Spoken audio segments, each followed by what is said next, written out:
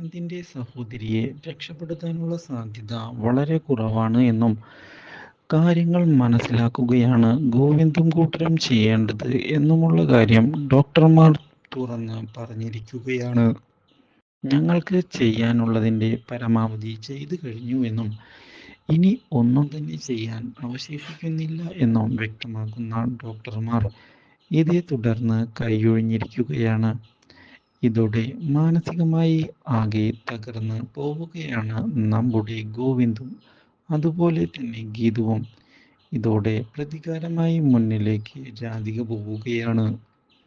തൻ്റെ മകൾ ഇല്ലാതാവുന്നതിന് കാരണക്കാരനായ വിനോദിനെയും ഈ ലോകത്ത് നിന്ന് പറഞ്ഞുവിടണം എന്നുള്ള കാര്യം വ്യക്തമാക്കുന്ന നമ്മുടെ രാധിക ഗോവിന്ദിനോട് ഈ കാര്യം ആവശ്യപ്പെട്ടിരിക്കുകയാണ്.